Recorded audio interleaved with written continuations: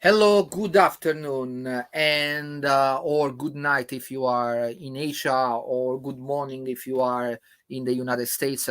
Wherever you are, have a good day. Today we have a program that, of course, for me is quite personal because we are talking about one of my book that you can see here in the bottom of the higher bottom of the higher part of the screen, and this book is Uprooted, Dialogues on the Liquid Church, a book that I co-wrote with Italian journalist Aldo Maria Valli. And I think, of course, we published the book first in Italian with the title Sradicati, and then the book was translated in English with the translation of Sradicati, that is Uprooted. And it is a book that where we share our own concern about the situation in the church. It's also, I mean, we can say also a kind of painful book, because of course we remember our memories, and we see with the new eyes what is going on in the church. So I think that was very important to have this book published. And then I have a lot of feedback from people in Italy and abroad when the book was published in English that sympathize with our views, and they say, "Oh, luckily at the end there is a book that is speaking about what I feel and what is the situation in the church." So I want to show you first the book as you can see it on Amazon, Uprooted, Dialogues on the Liquid Church. You can see there are several people that give reviews to the book. I want also to tell you that me and Aldo Maria Valli wrote three books together in total. Together we wrote three books. One is Uprooted, that is the one we are talking now. The second one is Decadenza. Decadence, the word order of the post-conciliar church, that is not yet translated in English. That is a much bigger book where we talk about the 10 password. Yes, the 10 password of the conciliar church. And then there is a third book that is forthcoming in Italian, that is called Crepuscolo, that will be in English Twilight. So this is a trilogy that we made about the situation in the church. I hope that we may have all the three books translated after Uprooted. So I am very glad that I can talk about my book with a very outstanding panel of guests. I hope I will not make mistake in presenting them, because I am afraid that I made some mistake, but you will forgive me. So I start with Professor Robert Fastigi, that is a professor of theology. Thank you very much for your participation. Then we have Monica Reinsmith, that is the president of Promissa Tridentina in Germany, and is an activist for the Tridentine Mass, also involved with the international organization Una Voce. So thank you very much also for your participation. Then I have Michael Hines, that is in UK, and that is a contributor for LifeSite News. So I am very glad also for your participation. We have also Jules Gomes, that is already was present in our program for some time, and as you know, is the Rome correspondent for Church Militant. Then we have Jean Smith, that is a French journalist and also contributor to LifeSite News. And then we have another recurring guest, that is Robert Mohinihan, that is the chief editor of Life Site News. Also, Aldo Maria Valli, the chief editor for Inside the Vatican. I did it wrong. Sorry. And also, we were supposed to have Aldo Maria Valli, that is sick, so he apologized with everyone. And we have also Father Francesco Giordano, that is here but is not here, because I see that there is some problem with his connection. But when he will come connected, I will put him also in the panel. So thank you very much to everyone. And I want to start with a question that is a general question for everyone. And the question is this. What is your impression with the book? So how you react with this with my book? What is your first reaction, whatever it is? So I will start with Professor Fastigi. You can put your microphone on so that we will hear your voice, and then you can start, please. Well, thank you very much, Aurelio. I enjoyed reading the book, and I sympathized in many ways with what you and Aldo presented. I like your honesty. I like the charity you show towards Paul VI and John Paul II. You're a little bit more critical of Pope Francis, but that's what happens sometimes. People have different reactions. But I like the emphasis upon truth and beauty. And you are a maestro. You have great aesthetic gifts and qualities as a musician. And I was very interested because I'm of Italian descent, but I haven't lived in Italy, except visiting and for short periods. But the Italy that I was exposed to was from the 1920s when my family came, and I remember my grandmother, after my grandfather died, wearing black for 20 years. So this is an old type of Italy. But then I realized in reading your book, some of the problems that occurred in the church in the United States were the same as in Italy. Cheap music and priests trying to be overly creative with the liturgy and so on. So I do sympathize with that. And I also am sorry that, especially for Aldo, saying when he took certain stands, he felt that people were marginalizing him and criticizing him. So I experienced this myself when I taught for 14 years at St. Edward's University in Austin, Texas. I just tried to teach what the church taught, and then some people would label me an ultra-conservative and so on. Well, then I did apply for another job, and I was accepted to teach at Sacred Heart Major Seminary in Detroit, Michigan. And we're not perfect. But I was well received, and the rector who hired me said, "No, I want you to teach the church what the church teaches," and he was very traditional in his liturgical tastes. Now he's the Archbishop of Detroit, Alain Vigneron, and he's the vice president of the U.S. Conference of Catholic Bishops. He probably will become the president, I think, in another year or two. So I was then appreciated for trying to teach what the church teaches, and I was very happy about that, and the great honor of teaching future priests. I tell you, I've been around at the seminary teaching for 22 years, so sometimes I meet young priests, and the greatest act of humility is to go to confession to a former student who's now a priest.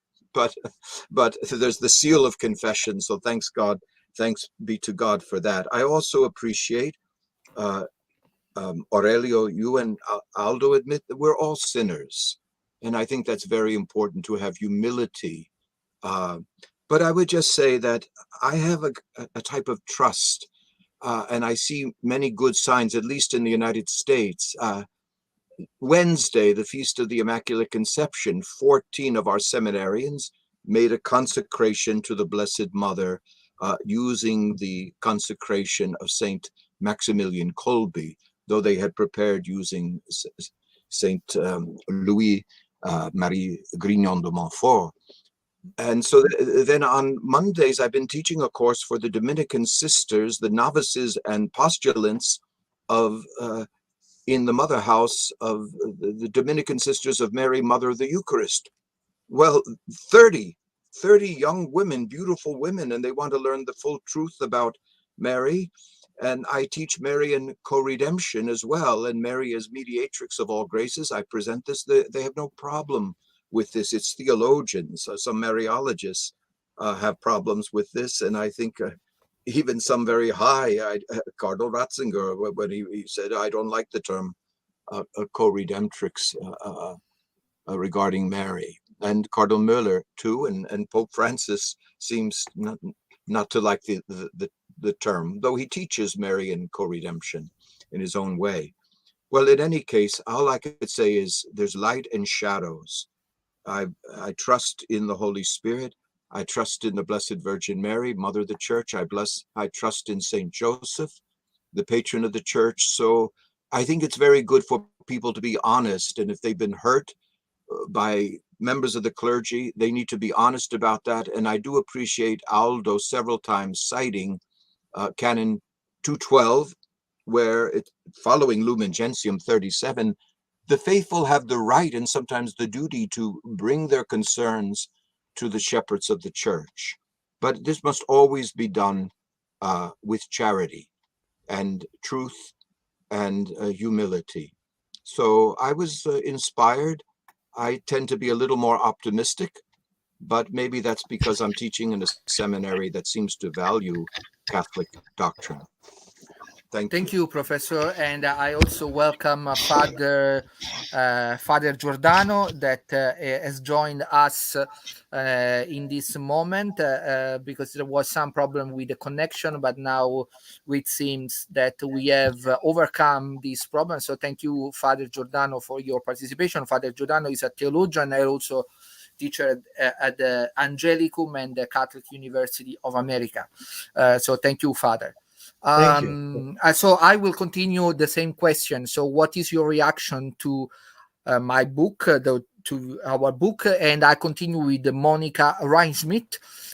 You are from Germany. Also, you have some experience about things going on in the church in the last years. So what is your, what you can share? Oh, yes. My first reaction to the book was that I have much the same experience like you describe. I was born in 1961, and my first traditional Latin Mass I was able to attend at 1989, so I was nearly 30 years old. So I share the feeling of being deprived by the Church of the treasures of the Usus Antiquor and of the beauty and the reverence towards God. So I had a lot of experience of the Novus Ordo. I was playing the drum during the communion services as a child because the secretary of our pastor was very modernistic, and I played the flute with our pastor together when he had self-composed songs with his guitar. So I have a lot of experience of the Novus Ordo, and I don't want to go back there. And I'm very glad that I now have for 30 years the possibility to attend the Latin Mass in Stuttgart, where I live every day. I share the experience as well. You describe that you are a lion and have problems to discuss questions with other faithful because they either won't understand you or they put you into the corner of being a traditionalist. You have some chapter discussing the tradition and traditionalist words, and the same. I think we have to be careful if you use the phrase Tridentine Mass. You should always insist on traditional Mass because the Council of Trent didn't invent the Tridentine Mass. It just fixed the prayers and so on. So that's a point I always try to make if we are in discussions. I feel somehow similar, if I'm allowed to make one sentence discourse, the situation of the COVID and the vaccination. There's the same experience of not being able to discuss anybody serious and questions and arguments. So bracket closed. What I like very much is the phrase of the liquid church. It describes very good the situation we are in, especially since Pope Francis is Pope in the church, who likes to have everything in a flying or in a flowing position. You never know what he's going to say tomorrow. So that's my overall experience. Thank you. Thank you for your sharing. And so I go to Michael Hines, and he's from UK. So you are, from the younger generation. So what is your, your take when you read our book? I have to say I found it very thought-provoking because I grew up going to the Latin Mass and serving the Latin Mass, but I hadn't lived through the experience of sort of seeing all the changes or seeing sort of revolution, if you like, in the church, which you and Mr. Valli portray in Uprooted. I found the book very powerful from that point of view because it just outlined the experience of Catholics who loved the church, who loved what the church had taught for generations, and then were suddenly divorced from that traditional teaching and trying to come to terms with living the Catholic faith as you had known it and as it had been lived for generations, but in a church that you say you don't feel sort of at home in the church anymore, because it seems like that the church and the traditional faith have gone on a sort of divergence. So I found that very, very striking in the text. But I also thought it was very powerful from the sense that it didn't try and present deep theological arguments for such and such a position, or saying this is right, but it showed the deep love that you both have for the faith. And I think that's more powerful than a brilliantly written theological thesis, in a sense, because it shows just that the love that each and every Catholic has for the faith wants the fullness of the faith to be taught always. And I think that really came through as the most striking feature for me in the book there.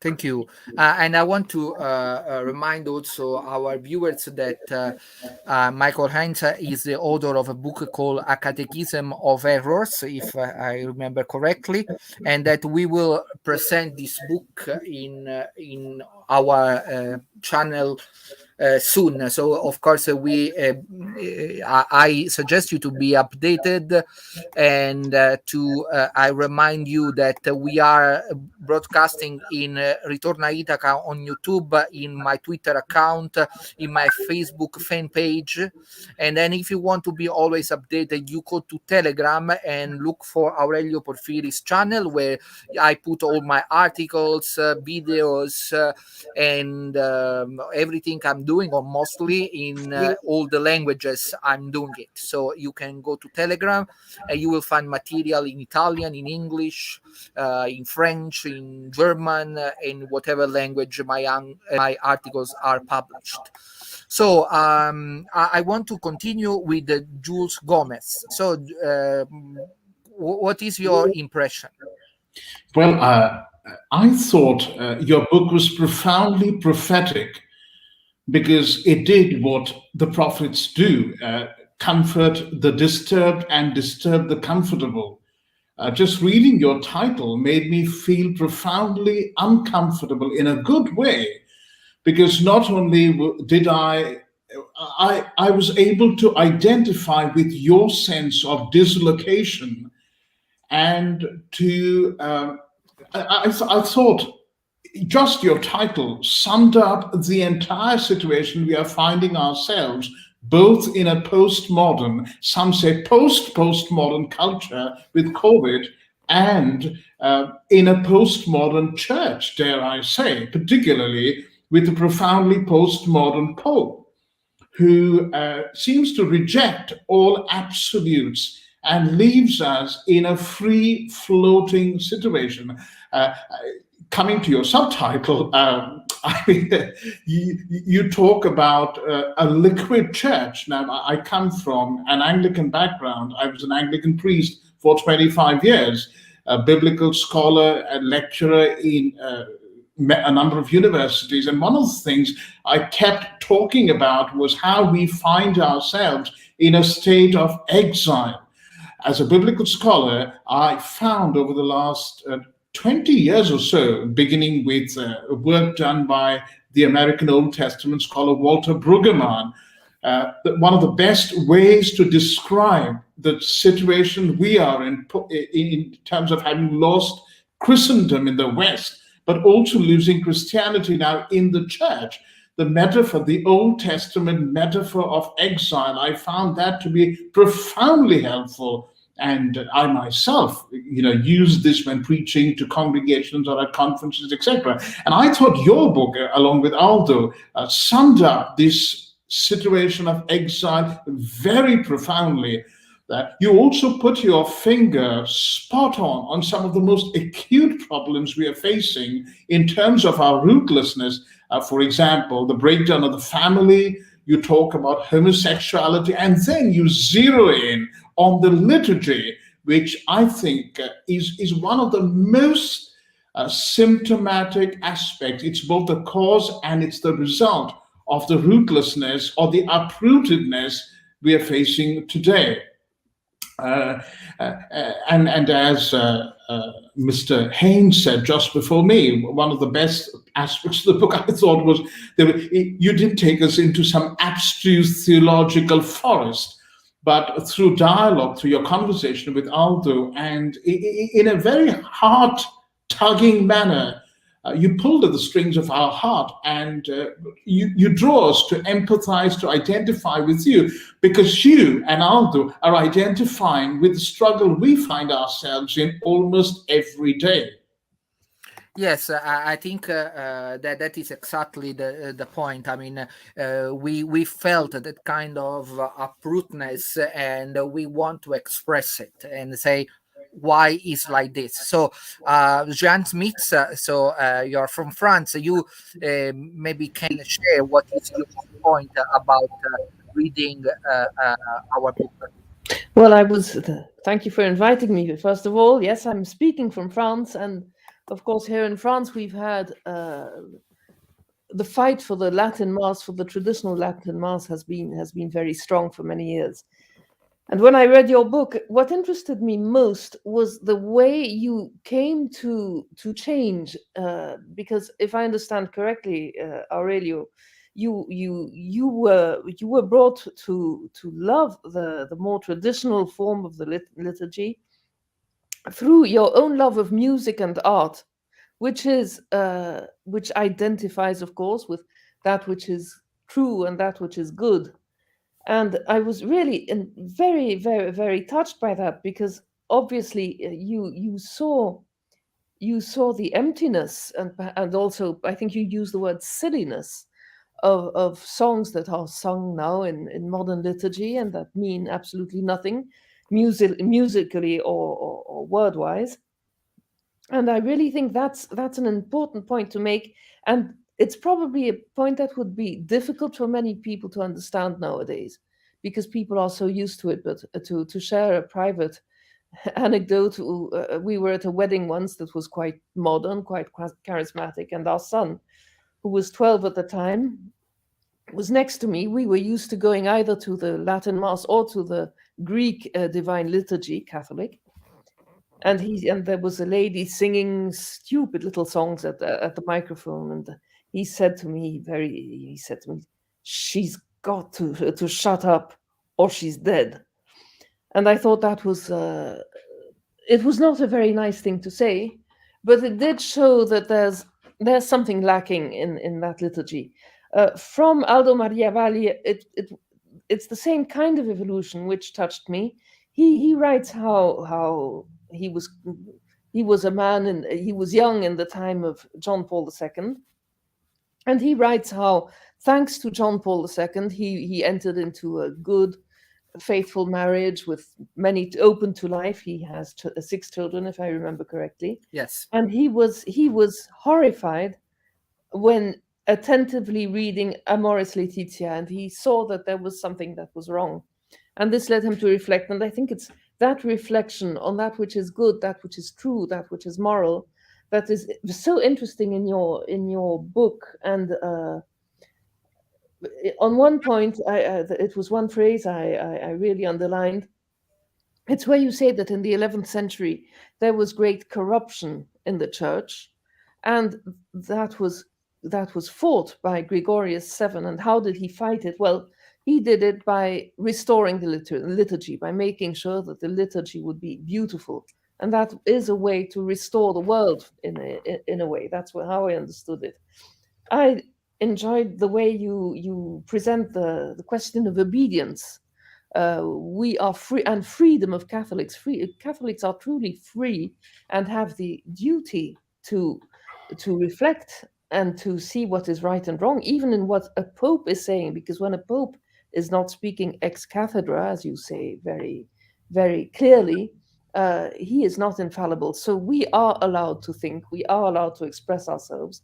And when we are traditional, I think you don't like the word traditionalist, and I understand that, but when we are in the tradition of the church, we have a tradition of freedom and of duty of being free and of reflecting. So all those things really, I really enjoyed that. Thank you, and thank you for your interesting dialogue. Thank you very much. And so I go to Robert Mohican, and I want to know what is his opinion and his take about the book. Well, thank you, Aurelio. I take it that we are looking at the first-hand account of 2 men who have been present at a crime scene. And so the evidence that you give is useful to us as we investigate what happened to our church and what happened to our culture. And this is something that everyone tries to do as they decide to what extent they attach themselves to a tradition or aspects of a tradition, or to what extent they want to be avant-garde or reject the tradition. This is going on all the time. And your reference to being uprooted reminded me immediately of the book that Pope Benedict XVI, then Cardinal Ratzinger, or early on in his pontificate as Benedict XVI, wrote together with Senator Marcello Pera, Yes.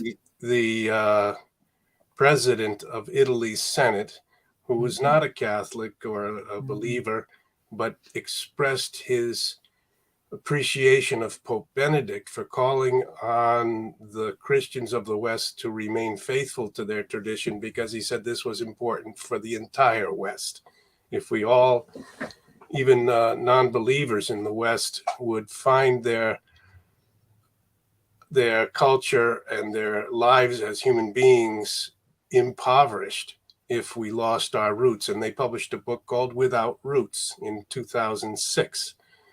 And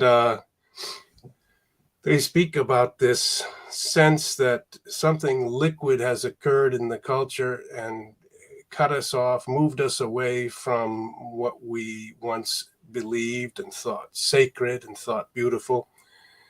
There was this scientific revolution that occurred. We can trace it far back, and it's hard to decide exactly where to place the markers. We go all the way back to the invention of printing, a massive change in the 1400s. But we started in the 19th century to really accelerate the sense that human beings were receiving divine-like powers in their control over space and travel and communications and electricity, and finally then the atom itself and radioactivity and the creation of the atomic bomb. So I take the 1960s to be, in the church and in the world, a cathartic decade for the Western cultural tradition, which liquefied it and opened it up to almost to becoming a gas. If we think of the three forms, we think of the solid, the liquid, and the gas of a substance. And the more you heat it, the more it starts to spread and become less precisely unified and stable than it once was. Our culture, destroyed in many ways or uprooted in many ways by all the chaos of the First and Second World Wars. We call them world wars. These were psychologically and spiritually devastating. And it's impossible to go into all the consequences, but one was that Christianity, which had been at the source of this Western world, which had produced these two wars with so many millions of deaths, was itself no longer able to be seen as a reliable support for human culture and civilization. It was a witness, in a sense, against the Christian faith, which had had 20 centuries to produce a culture and ended up in a kind of collective suicide of Europe. And then all these other people came forward in the 50s and 60s with a new vision, a new order, and this is being repeated now, precisely as we speak, with this new globalist order that they would like to impose. And so they uprooted the old Catholic faith, which we thought was solid. They liquefied it, and you and Aldo experienced this, and you give a witness to this and a testimony to this. I experienced it myself. My entire life has been an attempt to try to find solid ground. And today, of course, the 60s are getting old. It's funny that it's still repeatedly said this is the modern Mass, but the 60s are now turning out to be also relative. And the 2020s and what will come after require the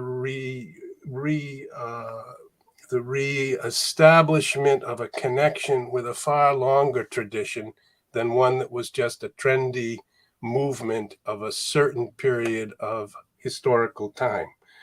So I appreciate your book very much as a witness to a vast process of cultural change, which has been meditated and spoken on at great length by our popes in different ways. And Benedict, of course, was central to his thought that relativism was turning into a dictatorship. Relativism is a form of liquidity, a form of having a loose way of looking at moral law. Where do we return to solidity, to the solid, to something like a rock where we can sort of stand? This is the question we all have now. And so I appreciate you very much for this personal witness that you've given in these pages to this crisis that we are facing now for many decades. Thank you, Robert. And I want to go to Father Francesco Giordano, that is among us, is the only priest in activity, at least. And so I want to say, Father Giordano, what is your impression as a priest reading a book by two lay people that say something that maybe many priests would not like? So what is your impression? Thank you. I join you here from Lisbon. I am here at the Turf Club with a group of lay people who are very involved and on influencing the church in a good way in the world. The theme today was on the polis, on the friendship. And then I was asked to make some comments on the various presentations I'd heard from these gentlemen who are very engaged laymen, people who work in various fields. And I said, the relationship between friendship and the polis is very important, because you can't create a society without friendship, without virtue.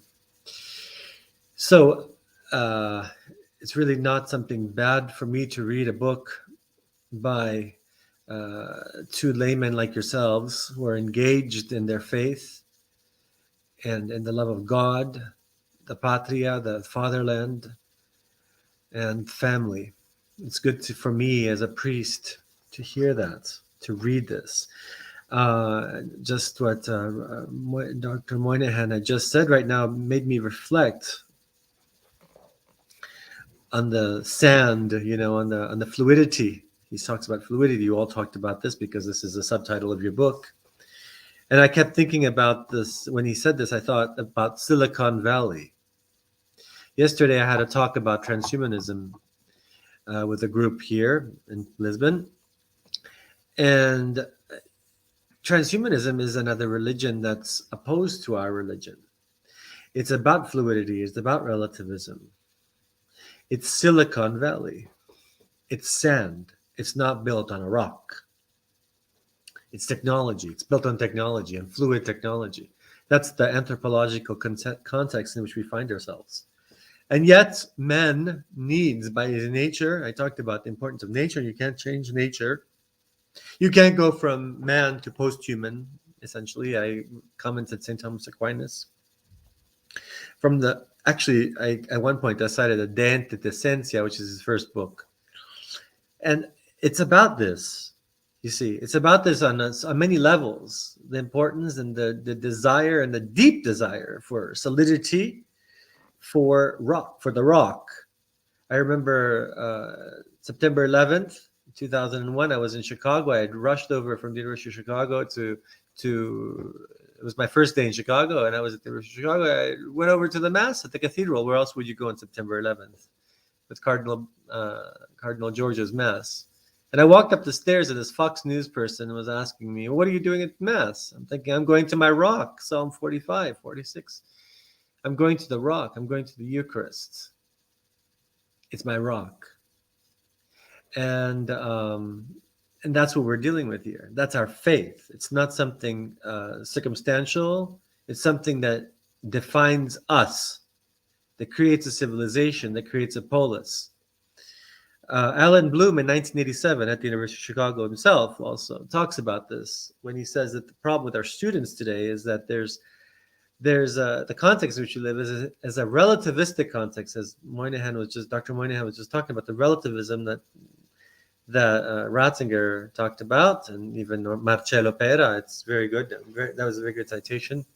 But what is the problem with a lot of our people today is that in our studies in academia is that it's historicism and anthropology have come in to replace philosophy and metaphysics. Alan Bloom, 1987, in The Closing of the American Mind, a classic and now classic, talks about this. However, going into your book specifically, I really enjoyed the passages. You were very honest, brutally honest, about family, which is something I'm dealing with is in Human Life International. It's a very dear subject. You were very sincere, honest. Talking, I remember watching these horrible talk shows talking about the dysfunctional family in the 1990s already in the United States. And you say completely upfront, all families, you don't say they're dysfunctional, but you say they're problems. There's sin. You say it, you call a spade in your book, and that's very good. But you also say something very, very important, which goes back to the roots, the rock. And you cite the alliance. And that reminded me, when I read that passage, I remember I was thinking of 3 to Get Married by Archbishop Fulton Sheen. And I always talk about this with the couples that I marry. 3 to get married. Husband, wife, and Jesus. Jesus is the rock. It always goes back to that. And actually, in saying that, Aurelio, in saying that and stressing that point that you did, It helped me even to reflect on the priesthood. There's an alliance. There's a sacred alliance between a man and God, and and focusing on that. And then what Jean Schmitz and Monica stressed earlier, also the Mass. I mean, the old Mass is booming now. Whether you like it or not, it's booming. It's the Gamaliel test that's coming out. There's no way. There's no stopping it. I'm sorry. There's no stopping it. I'm not even apologetic anymore. It's like there's not even a reason to say I'm sorry, because that's returning to the rock, and it's a very beautiful expression of our faith. And I remember Aurelio Porfiri saying he's upset with us ecclesiastics, and I understand. He has every reason to be upset. I'm also upset because it's a tradimento, as we say in Italian. It's a betrayal to the laity in the end. What's interesting, in the pro-life movement right now, we're seeing, when you said earlier, the laity, with the pro-life movement, who's defending who are the greatest, most outspoken people in the pro-life movement? The woman. And now who are the greatest defenders of the faith? The laity. The council is always talking about the laity, the laity, the laity. Well, I'm hearing laity that's really defending and promoting the faith and doing a lot of work to do it. And I extol all of you. I'm grateful to all of you for all the work that you're doing. When you talked about the problems in the clergy, it was embarrassing. I mean, I've had reading that chapter on homosexuality in the clergy and all. You were very blunt, Aurelio. What can I say? I'm going to make one comment on that. The other day, I was talking about the Immaculate Conception. And at the end of the homily, I stressed something that Anthony Ezelin stressed in a recent article that he wrote, Professor Ezelin, which really caught my attention, actually. In the Magnificat, it says Abraham, it's semina eius at the very end, Abraham and his seeds. And Anthony Ezelin was stressing how the seeds are being translated into the descendants. And he said, this is a terrible translation.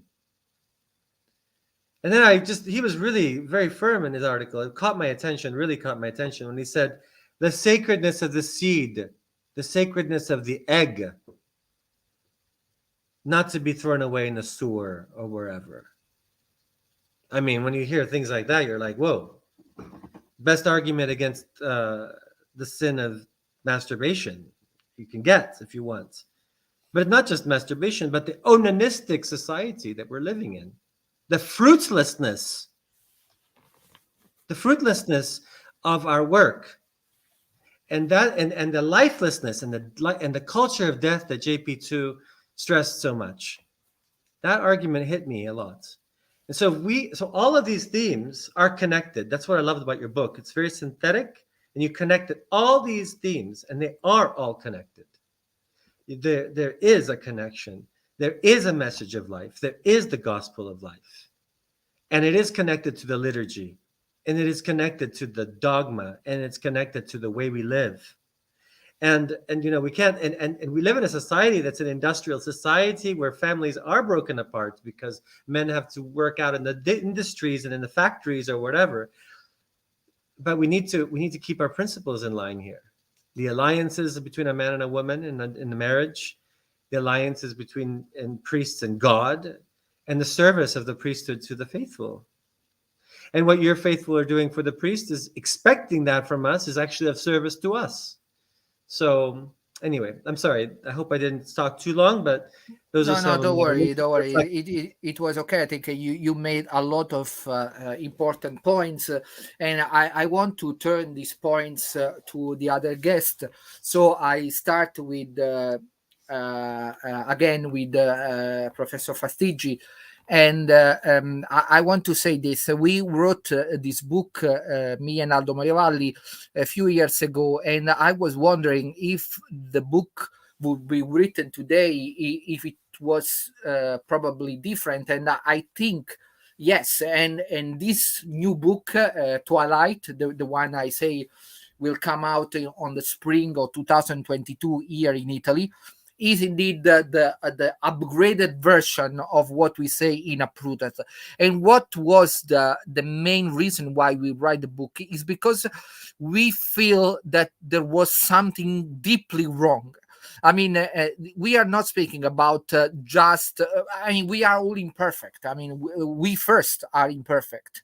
But we were feeling that what was going on, or what is going on, is not simply being imperfect or being sinners, but there is something really big that is wrong. And this is why we feel uprooted. We don't feel anymore at home in this kind of situation. That is not the church where there are sinning people. This is the history of the church. Of course, they are men or women, and they are fallible. But we felt that there is something deeply wrong. Do you think that this kind, because I also heard from your country, you know, from the United States, there are many people that sympathize with this kind of view, that there is not simply a question of the church being made of men that are sinner, fallible, but there is something deeply wrong happening in the last decades. Do you think there is ground for this kind of very strong feeling of, we may say, rejection of the actual situation, that do not made of us a traditionalist, because traditionalist also is a word that is quite ambiguous. You know, I like when you say I am traditional, but not traditionalist. So can you comment on what I say, if you agree or disagree? Well, thank you, Aurelio, and I appreciate all the comments. You know, I sympathize with the desire for solid Catholic dogma, and I do see the interconnection between human life, the sacredness of human life, and objective moral norms, and the liturgy, which is, you know, the worship of God. So I think that I sympathize with this. I am traditional in the sense that when I teach, I try to look at the sources. So Father Fessio had asked me to serve as the co-editor of the English translation of the Enchiridion Symbolorum Declarationum Definitionum de Fide de Fide et Morum, the Denzinger. So I worked on that for over 10 years, and then I had the co-editor who helped, because her German was stronger than mine, for the translation of the Systematischer Index. But that's what I try to show the students, this great tradition we have, and the how things become clear over time on Jesus Christ, true God and true man, with two natures, human and divine, and then two wills, human and divine, and the Mass as a sacrifice, the Holy Eucharist as the body, blood, soul, and divinity of our Lord Jesus Christ. So these truths, especially so beautifully displayed or articulated in the Council of Trent, I try to show this appreciation. But I've also experienced this modernism, and I'm hoping that we've turned a point. At least I see in our seminary, you know, these ideas of liquidity, of relativism. No, the professors that have been hired, at least in the last 20 years, believe in objective morality, objective truth. But I do want to comment on something Father Giordano said, the importance of philosophy. I think that's very, very important. And scholastic philosophy, you know, Thomism. Yes, you could branch off if you want into Scotism or Suaresianism, but St. Thomas is recommended for a good reason, because he's systematic and he believes in objective truth. But there's also the part of respect and reverence for the bishops and the Roman pontiff. I know it was quoted the Catechism of St. Pius X, but I found it online, the Catechismo Maggiore, and question 204, well, how should each Catholic behave towards the Pope? Each Catholic should recognize the Pope, as father, shepherd, and universal teacher, and be united with him in heart, in mind and heart. Qual padre, pastore, maestro universale, stari a lui unito di mente e di cuore. So that's what we would like to believe as Catholics, and there is the indefectibility of the Pope. I think it's taught in Vatican I. It's certainly affirmed by St. Robert Bellarmine, that he says it can't be proven that any Pope was a heretic, but this is a sign that it cannot happen. And he goes through all of the cases. But popes can be negligent. Popes can emphasize the wrong matters, and sometimes be negligent in their duties, as I think Honorius was anathematized for negligence according to Pope Leo II. So what is the solution? Well, we just have to pray and have good liturgy, whether it's the traditional Latin Mass or the Novus Ordo celebrated with reverence and the use of Latin, even in the Novus Ordo. I was at Mass for the Immaculate Conception celebrated by the Archbishop at our seminary, but to hear the Gloria in Latin, to hear the Agnus Dei in Latin, this is even just parts of the Mass in Latin, because that's our heritage as Latin Rite Catholics. So I sympathize with this. But then some others say, well, the traditional Latin Mass wasn't enough to stop the French Revolution or to stop, the growth of Masonry and so on. Well, that's true, but we want the next generation of Catholics to have the sense of our tradition, the beauty of the liturgy, and the beauty of our Holy Catholic faith. That's enough.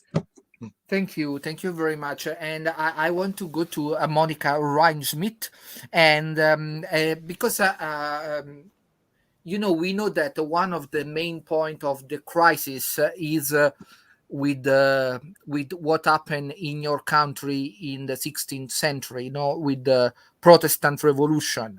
And this Protestant Revolution, of course, has go on and influenced many other. And we know that even today, some of the most progressive ideas come from Germany, the German synod. Everyone is concerned. So I want to know what is the situation of Catholicity in your country. So how many people really are involved with this kind of progressive view of the church, and what is the strength of the we call traditional Catholics?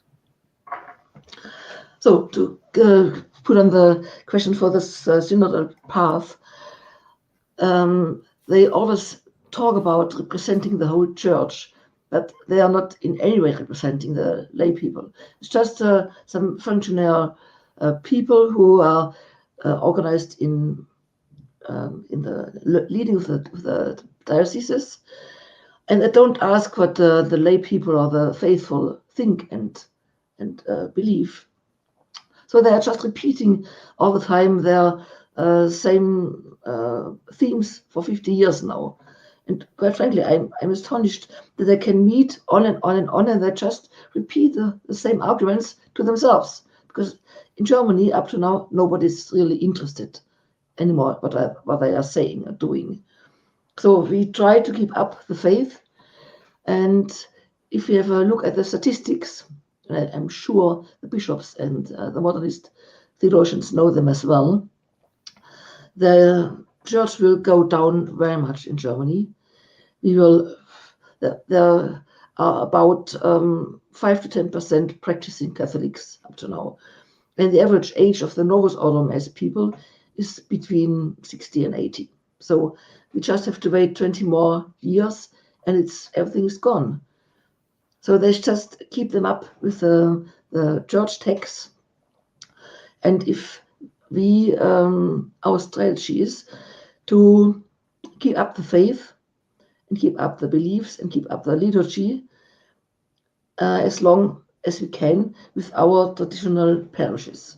because these are the only living unities, together with some charismatic entities of the Catholic Church, which are going to last longer than 20 or 30 years.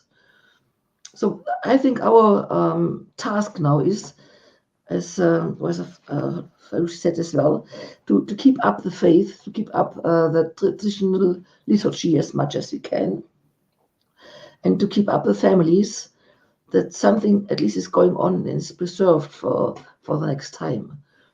So like you write in the book, we don't know how long it will take the crisis to go on.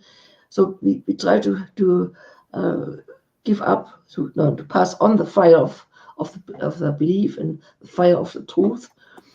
And we can't stop the current situation, because it's very distract everything. So what I think maybe as a tip for your book, what would be very important if you point out what is the real thing, what is the rock of the belief. So what is the essence, what was always believed, everywhere believed, and by all faithful, to pass that on and keep it for the next generations. Thank you very much. And I go to Michael Haynes, because I have I remember an article from an Italian journalist that was pointing out that some of the strange ideas that we are living today come from the Anglo-Saxon world, so that UK, also America, there are some of these revolutionary ideas. So do you think that I also noticed that that for me also the reaction will come from the same countries, because at least from United States, because they have not, like we have, like the central power, we are under the Vatican and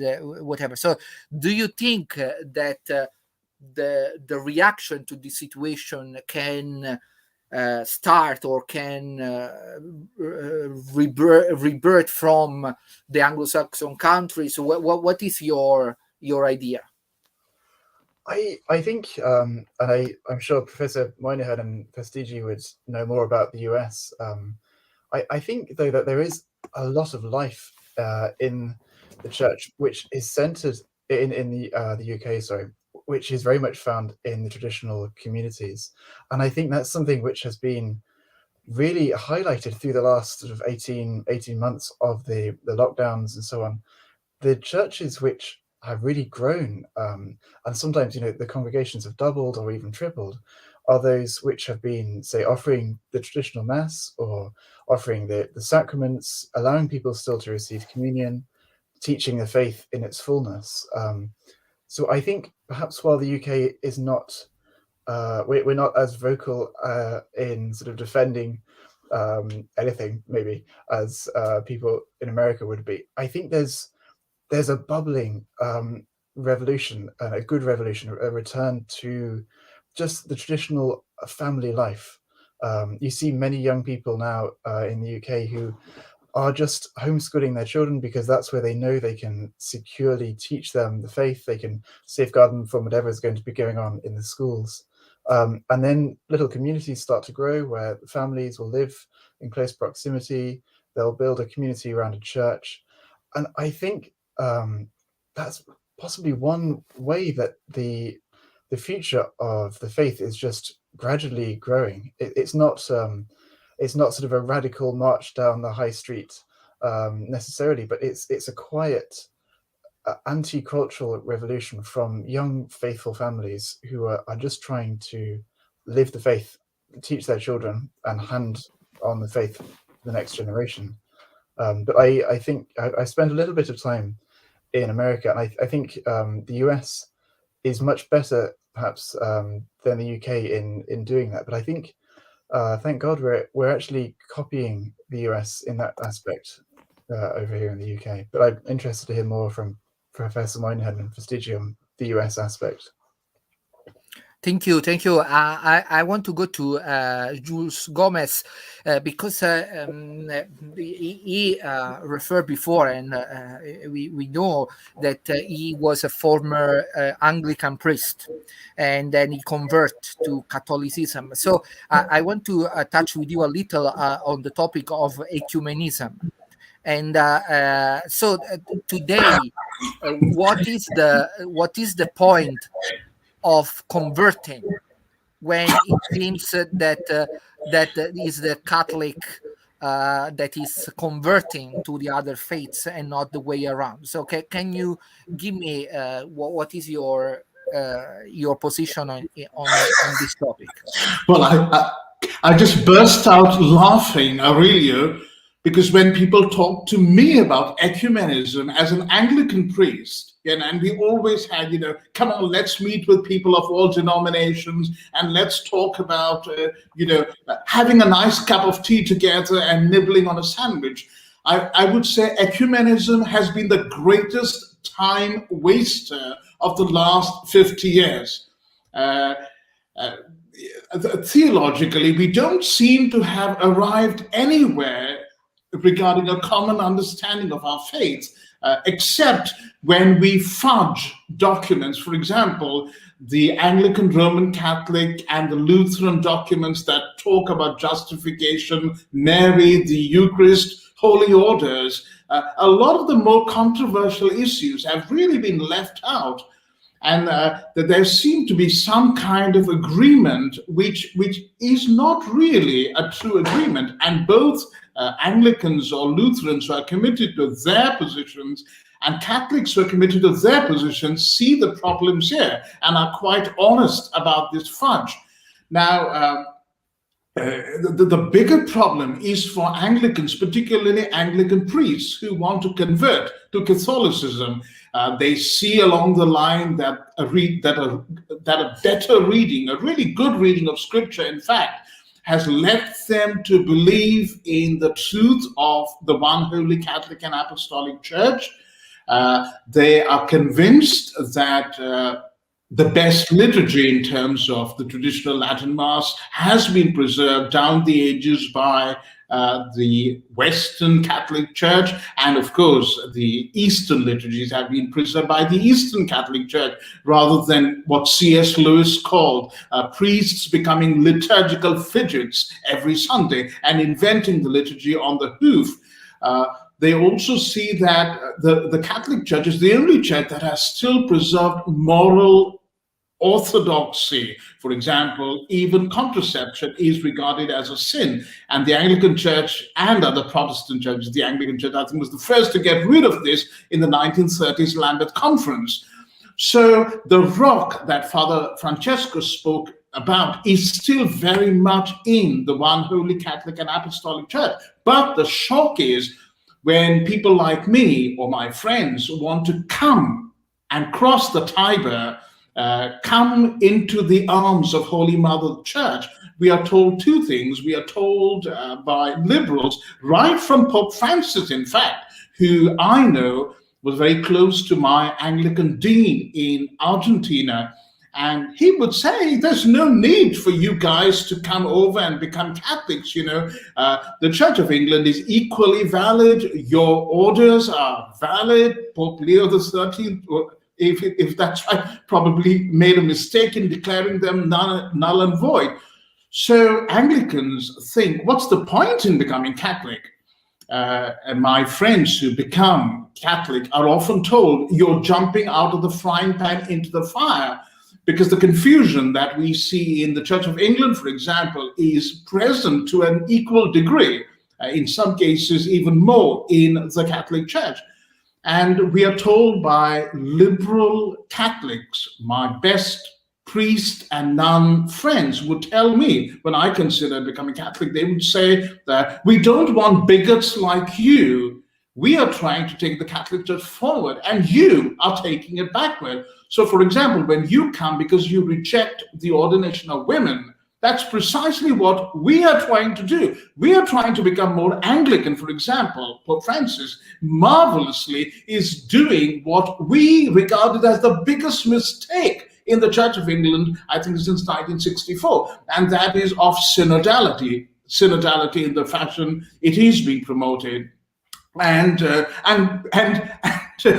and we look at the Catholic Church and say, my goodness, we escaped from synodality, and you guys are making the mistake of jumping on this bandwagon now. So there are huge problems with ecumenism, but Aurelio, I can just list 2 or 3, as I've said, and the sense of uprootedness, to come back to your book, that I felt as an Anglican, for a very, very long time, despite the fact that, interestingly, as an Anglican priest, we did celebrate the Latin Mass, and we had a Haydn or a Mozart or a Bach Mass, the Gloria, the Agnus Dei, all that in Latin, Sunday after Sunday, and we do long for Catholicism to be the rock. So when the winds come and the storms come, like Matthew's parable, we will still be standing firm. And thank God, one of the traditional facets of that rock has been the Petrine office. On this rock I will build my church.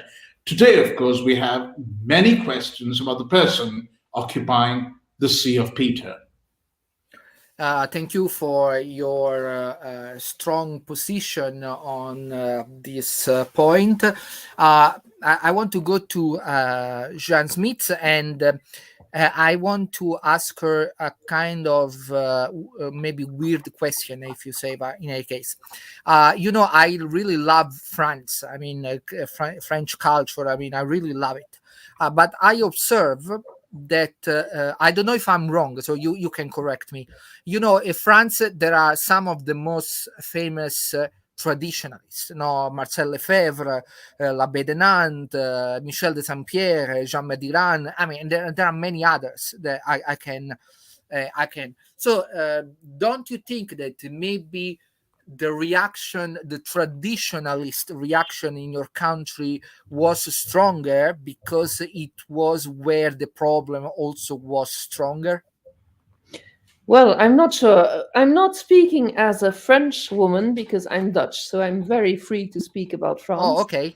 Where I've lived for a long time. I worked with Jean Mediran for many years in the newspaper he founded. I think the reaction was not maybe so strong because of the problems, because the problems were enormous in the Netherlands, for instance, or in Belgium, or in Switzerland, or in Germany. I think the fact is that the French enjoy arguing. They like logic, they like tradition, and they like a fight.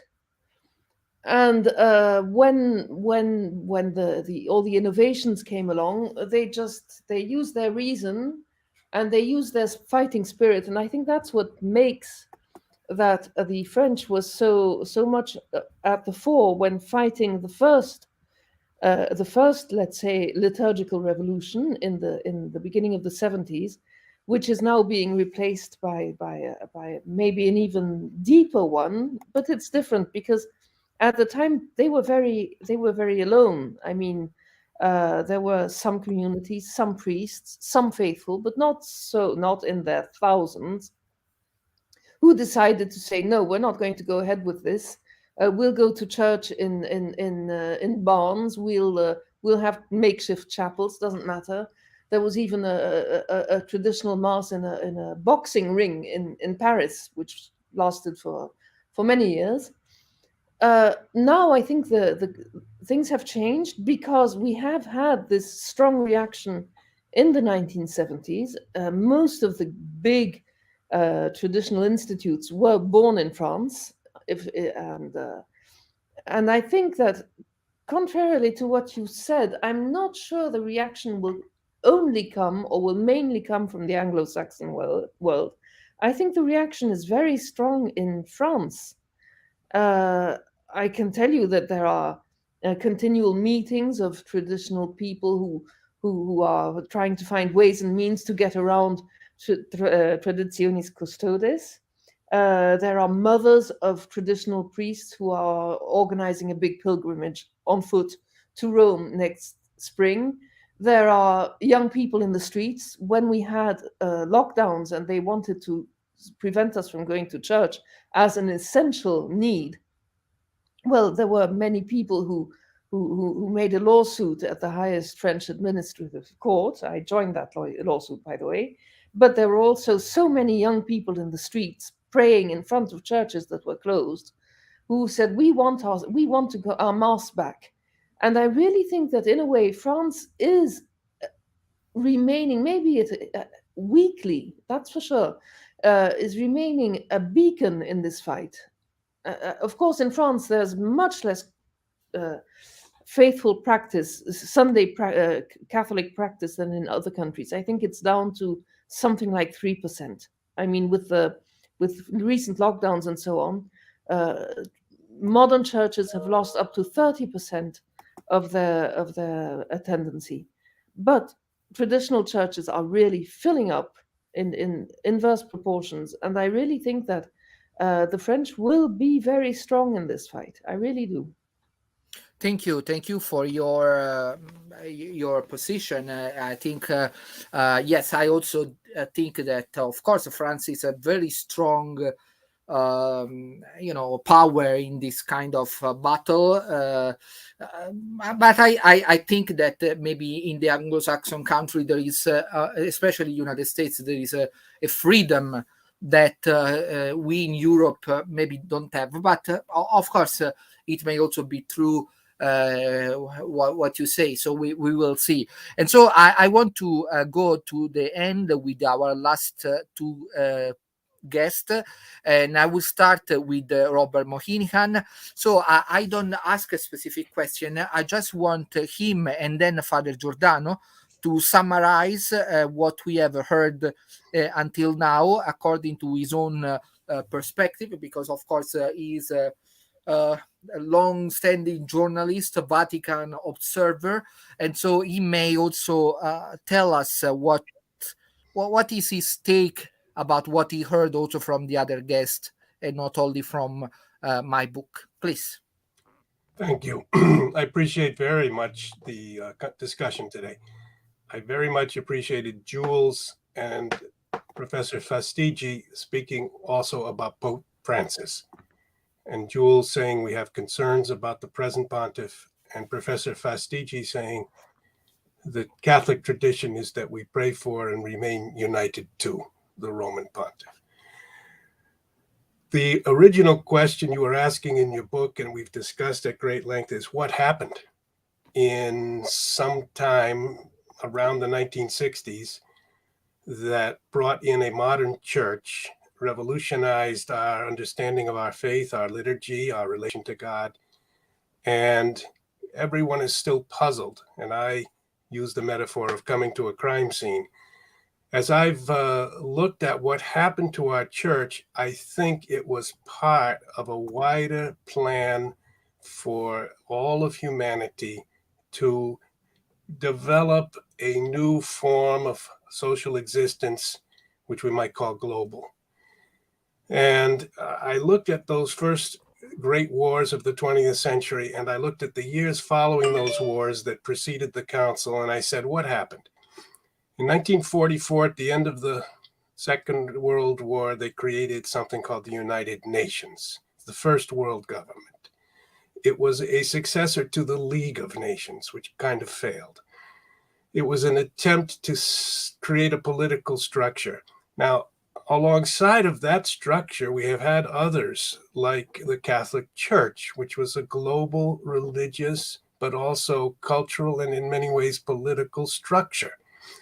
The world was creating a new sort of structure in the United Nations. In 1948, the nation of Israel was created. This put an exclamation point on centuries of discussion of the role of Israel for the Jewish people and the role of Zionism and the role of Islam and Christianity in the city like Jerusalem. And it's been throughout our lifetimes an important point.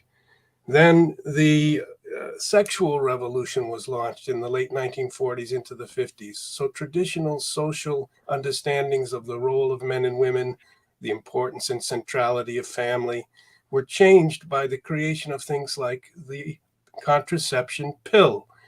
And therefore, all sorts of processes were set in order and launched that are still moving today.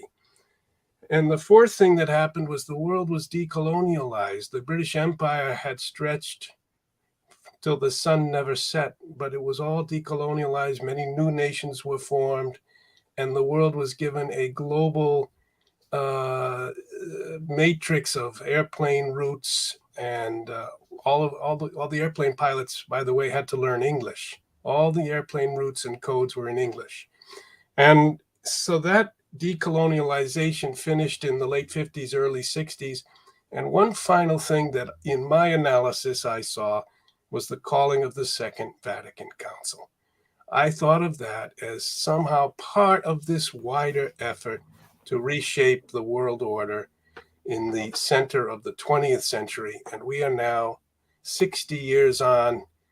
And I think the answer to Aldo's question and to Aurelio's question of what happened is the Catholic Church got into the bullseye of a globalist strategy, which decided to move as far as it could, the Catholic Church, away from Latin, so vernacular, away from clergy and this priesthood as a kind of intermediary between man and God, reinforcing on, so re-emphasizing the laity, de-emphasizing the clergy, and at the same time creating new clergies, in particular the medical clergy, the doctor, the scientist, the ersatz intermediary between ordinary man and the truth of things, which then led to the relativization and this great point, which was made by several people about the philosophical transformation, which really is the end of metaphysics. There's no university really any longer in the West which treats metaphysics as a serious matter. They're talking of nothing. There's only the material. There was a central fact of the Hellenistic mind that saw reality and our search for comprehending reality and being in relationship with reality involving study of the spiritual, the transcendent, and ultimately the holy. These terms in the last 70 years, which were in the first part of the 20th century still central to philosophical investigation, there were all sorts of trends already diminishing them, but this we've given up, we've surrendered, as it were. Professor Fastigi mentioned the necessity of a return to Thomas Aquinas, and there are many who provides a kind of stairway for us of being up from material being toward eternal being, a temporal being toward eternal being. So the liquidity that Aurelio and Aldo describe in their mental world, their world as Italian Catholics who find a church that no longer is the rock, is due, in my opinion, to all of these processes. And the second thing I have to say, so that's sort of my answer to that question. And the second thing is, what is happening today? And what is happening is we're pointing towards Agenda 2030. And this is a second and final, perhaps conclusive phase of this process that I just described. It's the merging of our church with other churches and kind of ecumenical apotheosis into a one world religion. And it's a world religion where the traditionalists may be allowed, like the Amish, to be existing on the peripheries, to use Pope Francis' word. But the central structure of the church will fully embrace an alliance with the major technological and banking and visionary humanistic powers for this transhumanism that's being proposed. The Agenda 230, I've got it on my screen, Agenda for Sustainable Development. We go back to Popolo and Progressio of Paul VI. Emphasizes, quote, a world free of poverty, hunger, disease, and want, free of fear and violence, with equitable and universal access to quality education, health care, and social protection. What I would propose is the marginalization of Christ as the answer to the longing of the human heart is here expressed in one more form, proposing there is no heaven, there is no holy, there is human security in this world. We are no longer pilgrims. We are no longer exiles. We are, in fact, we're probably not fallen at all. We are just badly organized. And this new order will bring about all these good things, but the one essential thing will be finally and totally set aside, and that is Jesus Christ. And that's how I've envisioned this battle that we are now engaged upon. Thank you very much. And I, before giving the word for the final thoughts to Father Francesco, I want to remind our viewers that on Sunday at 6 we have a meeting with French journalist Sébastien de Crerot, and we will speak about media power. So it's this Sunday at 6 p.m. and the program is in English. So for the one English speaking, you can follow on our channel the other episode of our Ad Astra broadcast. So Father Giordano, maybe 1 minute, 2 minutes to summarize everything. Well, following what Dr. Moynihan just said, I don't know what else to add, really. I mean, I think that there's, I think it's very prescient. It's very well said. Sophia Kubi recently gave a talk at the Acton Institute where she specified, the international rights document in 1948, and said that the only reason why we're not able to see that put into practice is because there isn't a common philosophy of what it is to be man. And obviously, if you don't have that philosophy, if you don't have God revealing that to you more perfectly in the second person of the Trinity, you're not going to know what it is to be man, really. So we're really cheating ourselves by pushing God out of the picture, by pushing specifically Jesus Christ, true God and true man, out of the picture, and to make religion such a private sphere, such as private, something so private. But what we have as a result of all this is a great disenchantment, as Charles Taylor would say. We have people that are just extremely disenchanted. We have people that are just bland, as Bloom would say. Alan Bloom would stress. I mean, he was criticizing all this. You have a society, it's a Gnostic society, where everything's the same, nothing's changed. There's no hierarchy of being that you would see in the philosophy of St. Thomas Aquinas, and Dr. Moynihan alluded to that, the idea of the being, of moving and understanding them. That's metaphysics. If there isn't that, and there isn't anymore any sense of imagination, what you do. Alan Bloom also makes a lot of other interesting points. I'll just use him, actually, because he's really got also some very interesting insights to put into this. When you have youth that are idolizing Mick Jagger in music, how can you expect society to move forward? He has a chapter on books, the reflective life, the silence, the reading and reflection is so fundamental. We had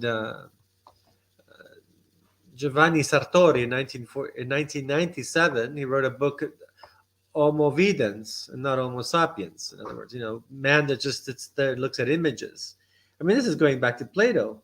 And the idea, you see music just influencing the sounds, influencing the basic passions, the image, just seeing an image, but not interpreting it. Where's the depth here? Of course, this picture that we see is very negative overall, but my word of hope in all this as a pastor, as a priest, is that there are still people who think.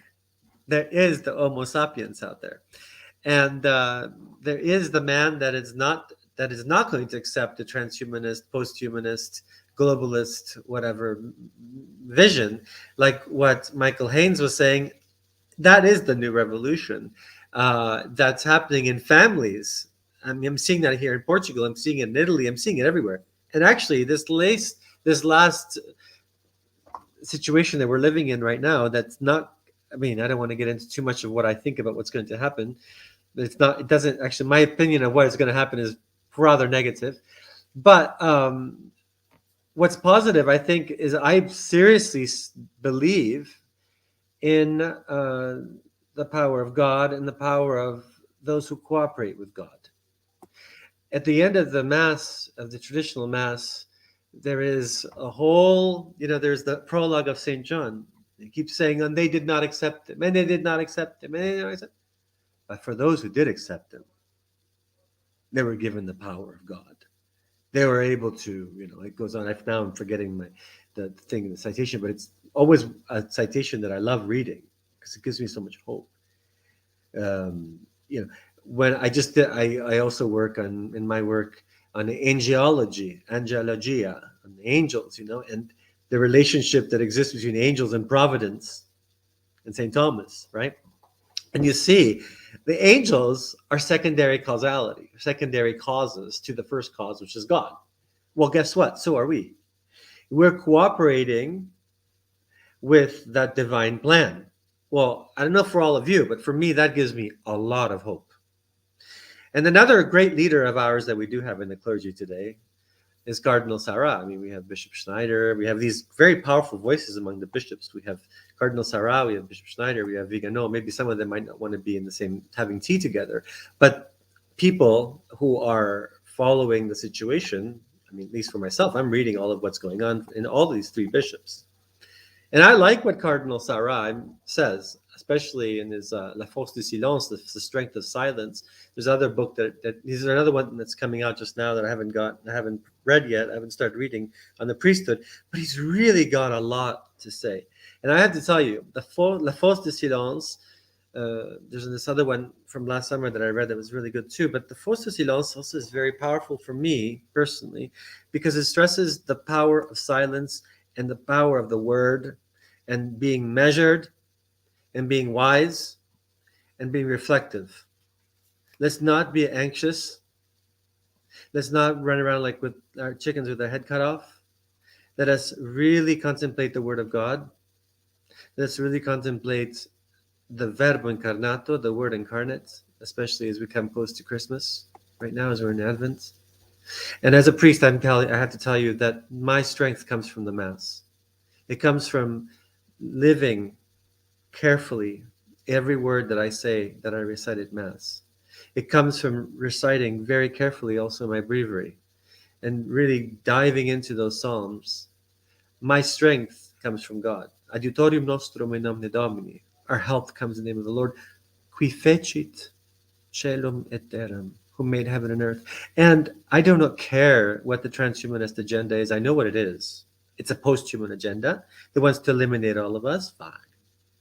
They can do that. They can have all these agendas all they want, but that does not come from God. That comes from the temptation of the first temptation, you shall be like gods. That comes from the devil who wants to imitate God, but he is not God. He's a creature. He's a frustrated angel who has said no to God, who's envious and jealous. And what we have to do is go back to all the virtues. And remember, there's one thing I always say to my students in pneumatology. We have to have three dispositions in order to make the Holy Spirit work in this world. The Holy Spirit is the love of God, who is the Impulsio Dei, who is that source of love. And that is to have the disposition of generosity, detachment, and humility. Generosity. We have to be generous with all that we have, all we've been given, grateful and generous. Detached also from this world and the things of this world, always thinking about the things above. And we have to be humble. We have to know our place. We are simply creatures, just like the angels. The Archangel Gabriel is a simple creature who announced the greatest mystery of all to Our Lady, who is the daughter of the Father, the spouse of the Holy Spirit, and the mother of God, the mother of the Son. and who has been spoken about already. This in her wisdom, the church saw in Proverbs 8. You see, she was there. God had this in mind about her. So this is a Marian time as well.